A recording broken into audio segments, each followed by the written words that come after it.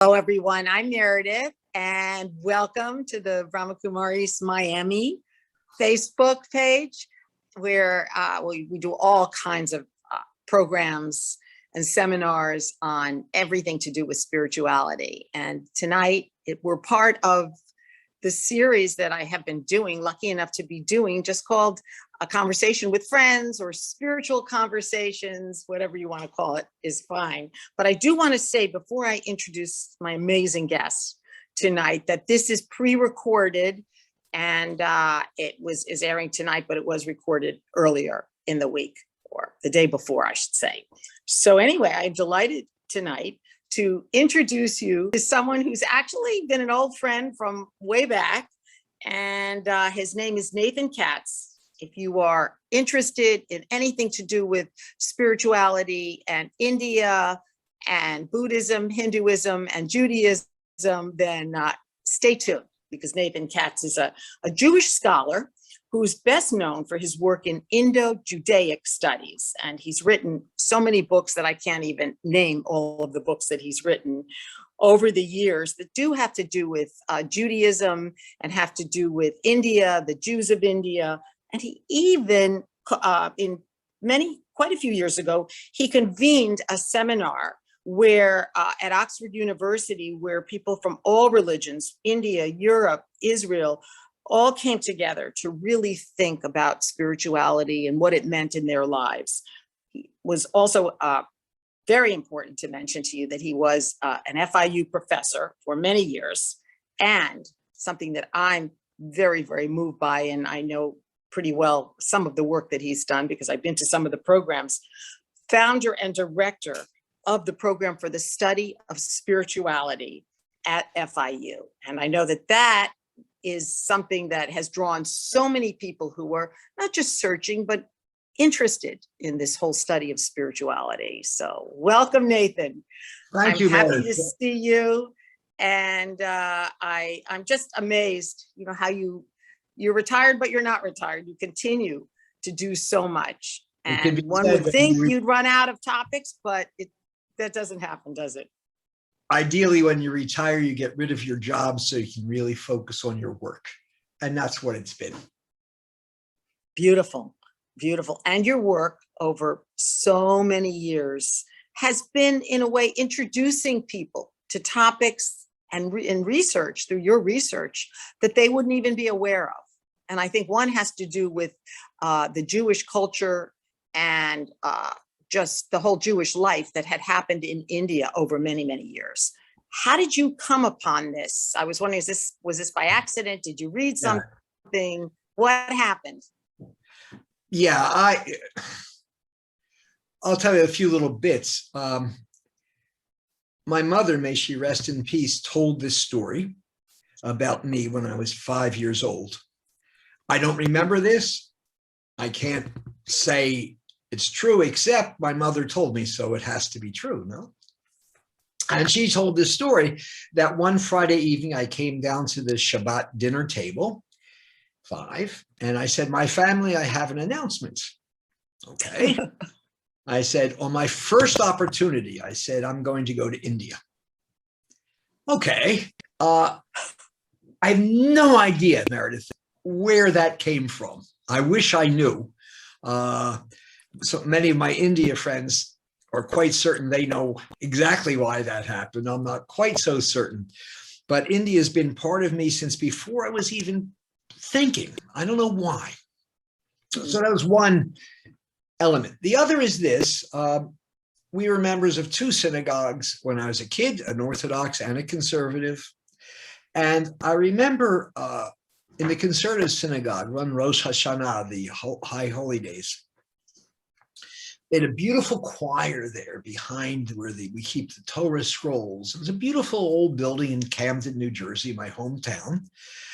And I remember when they would start to open the Ark, which is the cabinet where the Torah scrolls are kept, the holy place, the choir sang, because it was a high holiday, they sang a lot, and they said, holy, holy, holy, kadosh, kadosh, kadosh, the Lord of hosts is holy. And I remember that sound, very beautiful. and they were just about to open the doors of the ark. And as they started to crack the doors, I saw light emanating from out of the ark. I didn't know what I asked my mom, wow, where's that light? They have lights in there? No, nobody knew what I was talking about. I didn't know what I was talking about.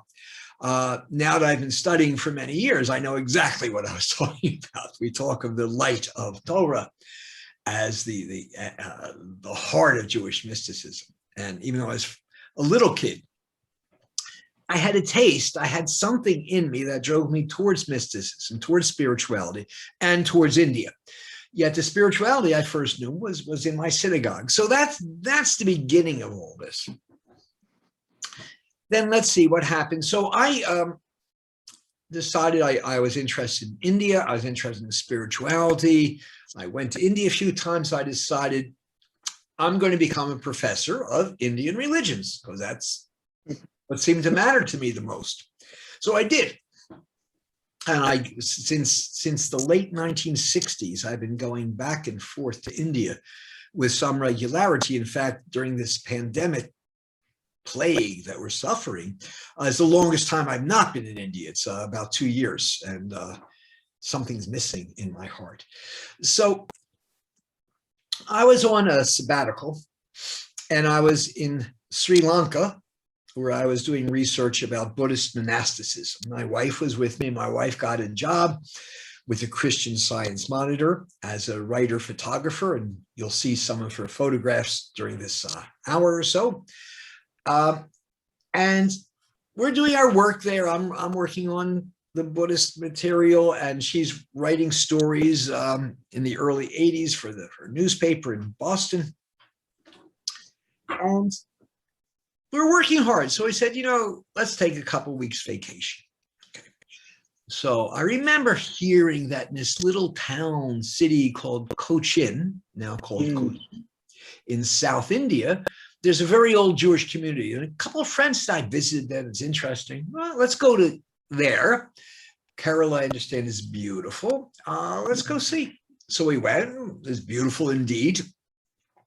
And we went to the synagogue. We met the Jews there. And I tell you, I love India. I love being Jewish. And here these people were both.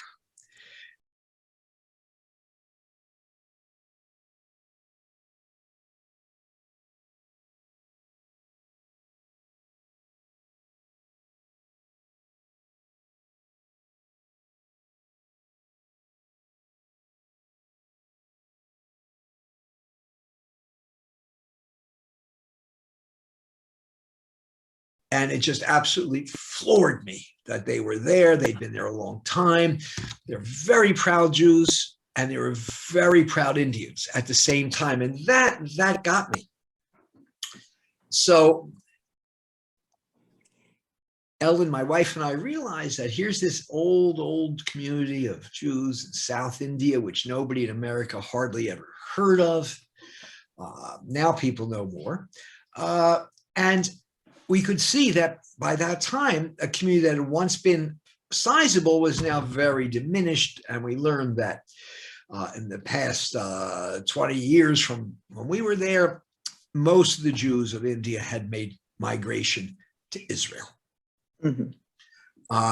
So they're leaving India, and I did lit searches, and there's no book about them, just a couple of articles in not popular at all journals, academic journals. There's hardly anything written about them.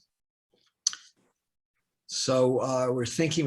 Now, I had my whole trajectory. I was an assistant professor. I wanted to learn tenure. I was translating things from different Buddhist languages and doing what I was trained to do. And I said, wait a minute, this is what's fascinating me. I remember we're back in America, and I'm sitting there on the porch of our house. I'm banging my head against the door. I don't know what to do. I don't know what to do. Why? I said, look, I got to earn tenure to earn a living. I have a trajectory. I'm getting known in the field of Buddhist studies. That's what I need to do. But I'm fascinated by these Jews in India. I got to learn about them. But I can't do that if I'm doing this. And my wife said, what's your heart? What do you want to do? Where's your heart? I said, clearly to study these Jews of India. He says, that's what you have to do, damn the consequences. Well, that's what we did. And we got a Fulbright, went back to India, lived there for a year in Cochin with the Jews, praying in the synagogue, eating their food, living with a family in a Jewish house in Cochin for a year. And okay, that was and it was hard work. The weather is very hot. It wasn't so comfortable, but it's work. You do your job. So we got back to America. Well, first we went to Bombay, now Mumbai, and I wanted to eat some beautiful food that I hadn't eaten in a year because everything's very strictly kosher in Cochin. I had no notion of keeping kosher at the time. So I knew they had prawns, shrimp, and lobster. So we go to this seafood restaurant I knew in Mumbai. I get the menu. I look at it, and I just start to laugh hysterically. My wife thinks I'm nuts. It's not the only time. And, why are you laughing? I said, I can't eat this. I just can't eat it. And I knew in less than an instant that living in a traditional, observant Jewish community for a year without my being the slightest bit aware of it, it entered into me. It entered into my blood, my heart, my mind. And I knew right then, I'm never going to eat that stuff again. And we're going to keep kosher and we're going to do all these things. And I was amazed. I had no expectation. So that's what happened. So we went to India because I was interested in spirituality. Spent time in ashrams, monasteries, meditating, yoga, learning Sanskrit, learning the languages, translating text, doing that in depth, really. I was a professor of all that. And suddenly I'm interested in something else, which is not the smartest thing to do, but maybe it was. It absolutely changed both our lives, living there for a year. People, I'm an Ashkenazic Jew. You probably see that from this and the way I look. And my parents came to America in the early part of the 20th century. And I remember when I was quite young, overhearing a conversation between my grandparents and some uncles and my parents about what happened in the Holocaust, about what happened to some of our family. I was very young, less than 5. And I remember hearing this and I was, what are they describing? Wow, what the horrors I don't have to tell you, everybody knows now. But that's the first I heard of it. And it just absolutely distressed me. So what I want to say with this is, I think it's true. Every Jew, especially any Jew whose origins are in Europe, has the Holocaust in here somewhere in the background that shapes everything we do and experience and think, that makes us distrustful, that makes us maybe arrogant, and that does all kinds of things. It's who we are. And who history made us, and who the stories we told. Victims, horrible victims, terrible victims who had just been mistreated by everyone. So not just by the Holocaust, you're talking about going back in history to all of Judaism. Yes, Mary. Yes, because when I studied the Holocaust, which I studied seriously in graduate school, of course, you see it's just the worst example of an ongoing reality. But in India, I learned immediately that that's not the case, that India had nothing to do with the Holocaust, that the Jews there, they knew about it, they heard about it, they read about it, but it wasn't in here. And in here, the way it is for us. And they're very different than us in that they're very proud of being Indian citizens. Of course, India is a great country that has always treated its Jews beautifully. They loved India, and they're very proud Jews. I remember going to a restaurant, they say, I'll have this vegetarian, only vegetarian. You see, I'm Jew and I keep kosher, and they announce it to everybody in the restaurant. And not only do they feel good to announce it, everybody says, oh, that's great, you do this, we love you. I wear this when I go around India. I can't tell you how many times somebody's come to me and said, excuse me, are you from Israel? I go, no, I'm American. And they say, please, have some tea with me. Sit down. I've never spoken with a Jew. I'm curious. I want to know about your people and your religion. So in that in that kind of environment, it's a 360 or 180-degree turn from the unspoken environment of Jews in the Western world. And that is profoundly important for Western Jews to understand. We know how we've been treated in Europe, and to a lesser extent in the Muslim world too, unfortunately. But now we're trying to make people know that it's not always like that. There are other people in the world, people who love us, respect us, admire us, and among whom we've lived in peace, security, tranquility, and prosperity, and religion for a long time. And that changes the way we understand who we are. Okay, I think it's so very that's how I got powerful. into it. That's how I got I into think it. this is very powerful, what you're saying, because I do feel, having been born and raised Jewish, that there is this, like you say, this victim mentality, and it's understandable because of all that we know Jews have been through. True. Exactly. So, and now being, for many years being a student and one who gives classes with the Brahma Kumaris, to hear this, for me, this is kind of a little awakening, to realize how India, because I too have loved India. I certainly haven't studied about India like you have, except for my meditation. But to know this and to know how the Jews were treated, and not just there in India, but like you say, Asian countries do not have the same way of treating Jews. And so that could sort of change the way Jews feel about themselves, right? Or what they've been through. That it hasn't been all about suffering everywhere. So I think that's very important. What I want to ask you about is this: you're such an interesting blend, Nathan, I mean, it's like that you have like the two worlds, would you say, merged in your soul, because you had this wake-up call or awakening, and you went back to being Jewish, but now you weren't strictly a Buddhist before, but yet you were studying Buddhism, right? So I think there were times in my life when somebody asked me, what is your Yeah. religion? I would have said Buddhist. uh-huh. There were some times there in the early 20s, it fit in nicely with some rebellion, as well as a very real spiritual quest. So Yeah.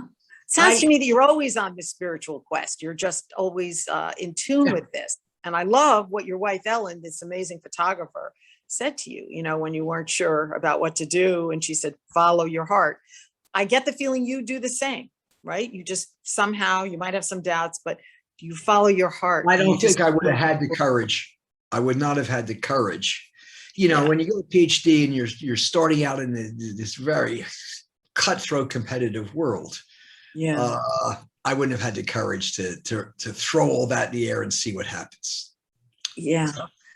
So, I mean, a lot of people are, I think, searching today, a lot of people, whatever religion they are, you could be Christian and then you're maybe practicing Judaism. You could be Jewish, you're practicing Buddhism.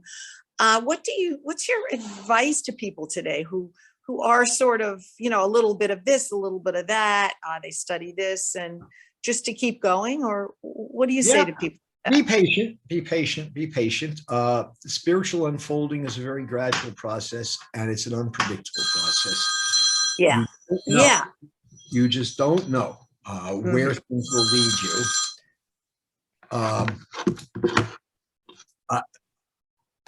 So do what you're doing. Maybe be open, just open and let it unfold by itself. Look for pointers. Look for guideposts. Look for things like that. Because there are all kinds of messages coming to us from coincidence, from experiences, from people we meet. Just keep open. For me, it became very clear that to get really serious about any spiritual path takes great commitment. And there's a teaching in Zen about not mixing up the Dharma. That is, if you're doing this practice, don't also do other practice. Stay with this if you want the results, so to speak. So while my whole intellectual life is so much shaped by Hinduism, by the Dharmic religions, Hinduism, Buddhism, Jainism, so very much. But when it comes to my practice, and I do meditate, I do some things like that. I teach regularly at the Shivananda Yoga Ashram. I'm involved with the Dharma world for sure, deeply. I taught at Naropa University, a Buddhist college. My son went there and got his master's a couple years ago. So, I want it to be part of my life, and I want it to be part of my son's life. Yet, I think following a path it is the way to see the results, to get the benefits, to get those experiences that spiritual traditions offer. So if you're mixing too much, it's okay to go to different things, but you're saying if you're just jumping in and jumping out, you never really embrace what you do, the practice as opposed to the ideas. I think it's most effective, just in my limited experience, to do one thing, one tradition. And that's all. But you don't close your eyes. You don't close your mind. And during this pandemic, we've been very fortunate with this, that my wife and I have been studying a certain kind of Kabbalah known as Bratslav or Hasidism, which probably means nothing, but it doesn't matter. It's a kind of Jewish mysticism. And we've been studying with the rabbi every week the core texts of that sub-tradition, and it blows my mind. Let me give you a little example. Reb Nachman's writing.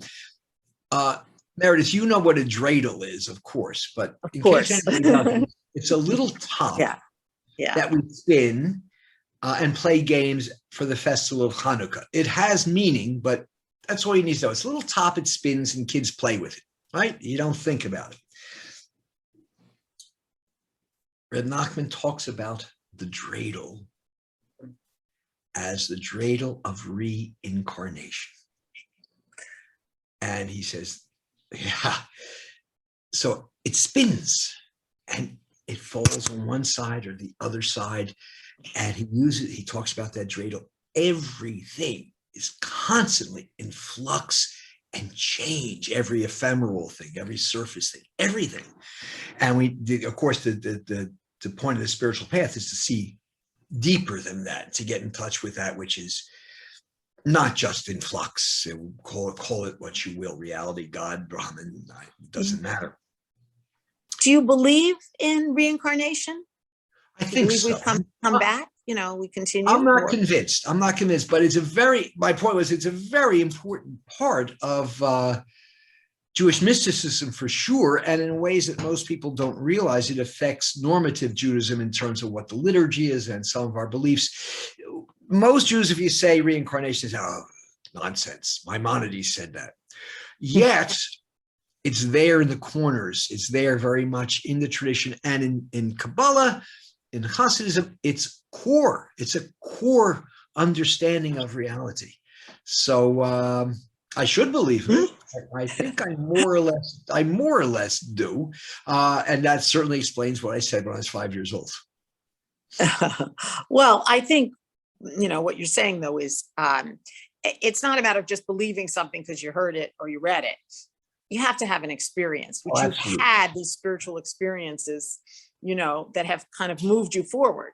Yes, and be those moments like you saw the light. And so that's something you can't take away, when you have that experience. No, you start with some intellectual understanding. I think that's always the beginning, but then that has to ripen into very direct, immediate experience. And those experiences aren't common. No, but you've been searching. I think your soul, or you, the soul, have been searching. So these experiences just come to you. That's what I'm feeling as I talk to you and hear you. I want to move along to about a very special relationship that you've had over many years, the Dalai Lama. And I think that you studied with him and somehow became very good friends with him over a long time, and have actually introduced many, many people to I would very amazing, remarkable man. To just call him a friend is anyway. It doesn't feel right. Okay, sorry about that. I met him first in 1973, as a matter of fact. I was living in Sikkim, which is in the Himalayas in eastern India, studying Tibetan. There's a Tibetology Institute there. And I needed to extend my visa. Of course, Sikkim was very politically sensitive, so I had to go all the way to Delhi to talk to the government and big shots and all this. All right, so I'm in Delhi. Phone rings, and it's one of my friends from Sikkim, a member of the royal family. Oh, yeah. Would you like to meet the Dalai Lama? I said, oh, of course, I wouldn't want to meet the Dalai Lama. He says, I'll pick you up in 15 minutes. We're going to go see him. All right, get back. So we go, he's staying at the Ashok Hotel, which used to be the biggest, fanciest hotel in Delhi. And I'm like, how old am I? 22, something like that. 25, 24. I was a kid, and I was just about to start graduate school. I was preparing for graduate school by learning some Sanskrit and some Tibetan in India. And I wanted to stay in Sikkim to really, because it's a great place and a great place to study. I was learning with the Karmapa Lama. I was learning with Nyingma Dorchen Lama. I was having a great time and learning Tibetan and reading and all that. I wanted to stay and just do my work. So I'm taking to see the Dalai Lama, and I'm like, oh my God, you know. And in less than 5 seconds, I was completely at ease. He just saw my nervousness, it seemed to me. He looked at me, and it's this amazing way of looking at you. And just the way he laughs.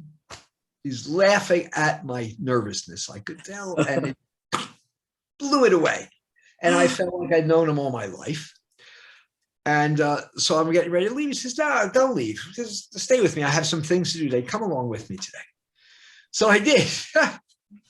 How he went to this big field, and he did a mass conversion ceremony of 10,000 what we call Dalits, formerly called untouchables, to convert to Buddhism. And I just sort of was tagging along with him for a day. I couldn't believe it.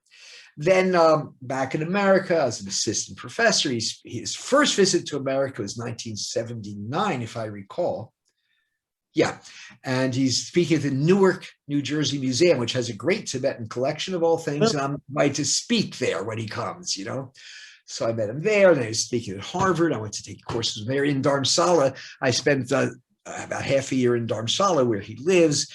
I was studying Tibetan and reading Tibetan texts at the Tibetan library there. And he was giving teachings on the Bodhisattva path, which is magnificent stuff. I went to his teachings. And then every time I was coming to America, I'd somehow get to see him. So finally, we just moved into this house we're living in now in Miami Beach. It was 1995. We just moved in. I'd been at FIU for 1 year then. And so we got a house. We're unpacking the boxes. My little son was about 7 years old, maybe less than that, 4 years old then. Yeah, 4. Unpacking, and phone rings. Pick it up. It's Dalai Lama. Now it's his secretary, but I'm here with the Dalai Lama. Yeah. Whoa, what's up? He says, His Holiness is at the Miami Airport Hotel. He's on his way to South America. He's got a few hours to kill. Would you like to come and hang out? In different words, of course.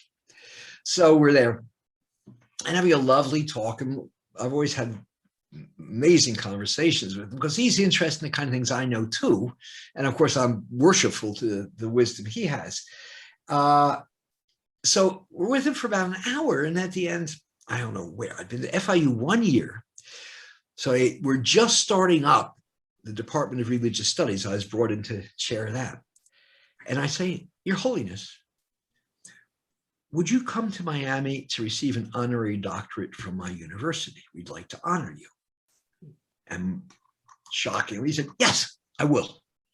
Great. I'm excited. I'm elated. I get home. And I go, oh my God, I had no business doing that. This was a Sunday, I remember. What's a professor doing inviting, universities just don't work that day. So Monday morning, first thing I called the president, President Maidik, who I'd met and I really liked. And I said, sir, I did something that's pretty extraordinary. I hope you're not angry. I did something that involved the university. He said, what did you do? I said, well, the Dalai Lama is going to come here for an honorary doctorate. And Wow. he laughs, fantastic, wonderful. And then, wait a minute, you can't do that. Don't worry, we'll go back and do it the right way. So of course he was enthusiastic, and he always said that was the greatest day in FIU's history in 1999 when he did come, and he also came again in 2004. And then an amazing thing happened. It was 2009. I just had a new book of memoirs published. I remember that. I remember very well. And I was looking forward to getting active in lecture tours and marketing it. I thought it was a nice book. And I don't remember where I was going with that. So it was one of those state of Florida budget shortages, and of course, State University. So I get a phone call in my office saying, "I'm sorry to tell you this, but we're going to have to eliminate your department. We just can't afford it. And we'll save $600,000 a year if we do this and that. And we just, don't worry, you'll have a job. Tenured faculty will keep it somehow or other." But I was heartbroken. I mean, it was just before Easter and Passover. And I'm there, it's a Passover Seder, and all of us in this whole happy time for all Jews and Christians, this horrible news. So what am I going to do? What can we do? What can we do? What can we do? So I made it a plan to meet every board of trustee member at FIU. It took a lot of effort to get the appointments. I spoke with everyone. But I also wrote to the Dalai Lama, because he had come and gotten an honorary doctorate in 1999. Now it's 2009. I said, look, this is happening, and it's not a good idea. Would you please write a letter to my deek? You know him. He knows you. So nothing, quiet. About a month or 6 weeks later, in my email, there's a message from the Dalai Lama's office, and there's a letter attached. So I open, he says, please read the attached letter. I start to read the letter. And it's perfect. He says, President Mike, I have great regard for your university and for this department, and our friend is starting and this and that. And yes, it's important to study religions, and you should do it for these reasons. Okay. And he says, I understand finances. I understand that money is short. The state has only so much. So here's what I'll do. Enclosed is my check for $100,000. And I will come back to FIU and help you raise money to keep that department alive. Now, I'm sitting right where I'm sitting now. And by this point, I'm reading a letter, I was on the floor. Literally, I just fell off my seat. I was blown away. Amazing. It's just beyond amazing. I catch my breath. All right, I figured out what to do. I sent that letter, a copy of that letter, to everyone in the media that I knew, which is quite a few people, and to a lot of people I didn't know. And within 2 days, that story of the Dalai Lama coming, giving money and supporting this little department in a religious studies, whatever that is, in this university no one ever heard of, and the Dalai Lama is supporting it. Insane, right? Insane. It's just an unbelievable story. It's a story that's almost sounds like it's out of a movie, Nathan, but your life is out of a movie. Anyway, when I found out, we could talk all day. I think I've gone way over my time, way over my time. But Nathan, I could keep going with you. So many questions. I'm going to ask you one more question, and I'm sorry to say goodbye, because you're a fascinating man with important messages and just not just information, but experiences to share and information, that is life-changing. Everything about you with your work and your books and your relationships with people like the Dalai Lama and leaders. But what do you think needs to happen now in the world? When you look at all the religions and you look at just, the uncertainty of the world and the hostility and the anger, what do you think could help things the way they are, could change things? Watching your mind. We don't know as much as we act like we know. Yeah. And if you watch your mind a while,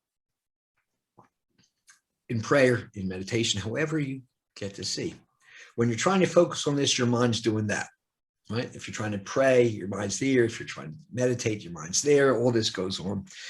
And you learn pretty early in the game that just what goes on in your mind is a bunch of BS, basically. We don't know much of anything, really. And somehow, and if we could hold on to that, I guess it's a kind of humility or a kind of skepticism about our own seriousness of our own thoughts and mind. If we realize our thoughts are ephemeral and not of great value, then my hope is we don't take our opinions, especially political, so seriously. I think that's the problem. And we take our opinions so seriously that we come to hate people who don't share those opinions. And it's not only here. It's not just in America. I was amazed to see what's going on in Burma, because I know Burma a bit. I've written about Burma, and the divisiveness in Burma is something that's very uncharacteristic, just as the divisiveness here is uncharacteristic. It's an extremity. Don't think your thoughts are so solid. That's all I have to say. That's it. Mm-hmm. That's it. I understand what you're saying, and I think it's monitoring the mind, as you're saying, and to just not let the mind go wild. And that's actually a very important part of the Brahma Kumari's teachings as well. And get rid of these thoughts. I mean, begin to work. It all starts with the thoughts, doesn't it? What we're thinking, and to be able just to don't get so caught up. Don't get so tense about your beliefs. That's all. That's all we need to do, in my opinion. So let's just hold on to that and maybe spread that message. Be aware of your thoughts and who you are, and about them. Keep a sense of humor. And be as accepting. Sense of humor helps, but also be as accepting as you have been, of religions, of studies, and to me, what I take from you is follow your heart too. That's my wife. So you're following but the wise person you live there. it, Nathan. Thank you so much. A great pleasure. Thank you for taking all this time, and I hope you'll come back again. I know you could. I know you've always been in demand. People would love to take classes from you and learn from you and hear from you. And again, it's just a pleasure to get to know you. Thank you so much. Thank you, Meredith.